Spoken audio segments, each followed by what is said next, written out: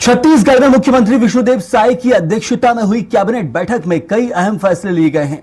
जहां पुलिस अधिकारियों को वरिष्ठ प्रवर श्रेणी वेतनमान देने के लिए 30 नए पद स्वीकृत किए गए, तो वहीं आदिवासी, महिला और ट्रांसजेंडर समुदाय के सशक्तिकरण के लिए राज्य सरकार और पैनेट ने भी संयुक्त उपक्रम की मंजूरी दी गई है। बैठक में छात्र स्टार्टअप नीति को भी मंजूरी मिली है, जिसमें 50,000 छात्रों को लाभ मिलेगा।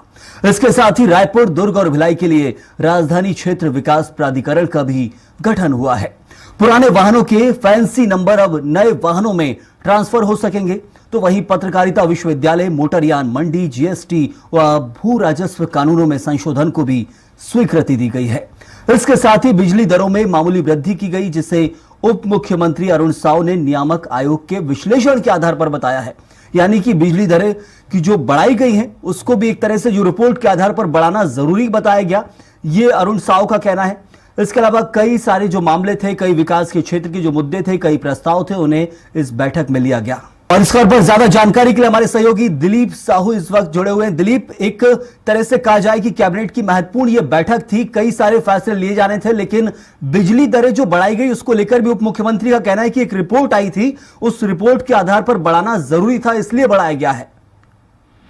जी बिल्कुल सयन जी, बिजली दरों पर बढ़ोतरी को लेकर एक सवाल पूछा गया था पत्रकारों को से कि ये जो बढ़ोतरी हुई उसके पीछे क्या रीजन है। तो उन्होंने स्पष्ट किया कि क्योंकि लगातार विद्युत विनियामक आयोग तमाम चीजों का विश्लेषण करती है और जो सरकार पर ज्यादा बोझ ना है इसका भी प्रयास करती है। जो आंकड़े जो जारी किए हैं विद्युत विनियामक आयोग की ओर से, उसमें यह है कि पिछले साल बिजली में लगातार जो छूट दिए हैं, जिसकी वजह से विनियामक आयोग यानी बिजली कंपनी को लगातार घाटा हो रही थी, करीब 500 रुपए से अधिक का घाटे हो रहा था। तो उसमें जो परिवर्तन किया गया, जो उसमें घाटा की भरपाई होगी और करीब 500 करोड़ के ही घाटे होंगे। करीब 4,500 करोड़ रुपए की घाटे की भरपाई इससे हो जाएगी। इसी को लेकर डिप्टी सीएम अरुण साव ने इस बिजली दर में बढ़ोतरी जो हुई है उसको लेकर उन्होंने कहा कि मामूली बढ़ोतरी है, इससे कहीं ना कहीं भरपाई होगी। दूसरी तो पुराने जो नुकसान है उसकी भरपाई के लिए बढ़ोतरी की जा रही है, सरकार का कहना है। दूसरी तरफ एक और जो बात की गई कि रायपुर, दुर्ग, भिलाई को मिलाकर एक तरह से जो स्टेट कैपिटल रीजन कहा जाता है वो बनाने की बात की जा रही है। ये हमने देखा कि रायपुर और दुर्ग दो बड़े शहर है, दोनों बड़े बड़े नगर निगम और आसपास से, तो ऐसे में इनका विकास होना, एक साथ मर्ज होना, ये बहुत पहले से चल रहा था। अब इस पर क्या तेजी आएगी?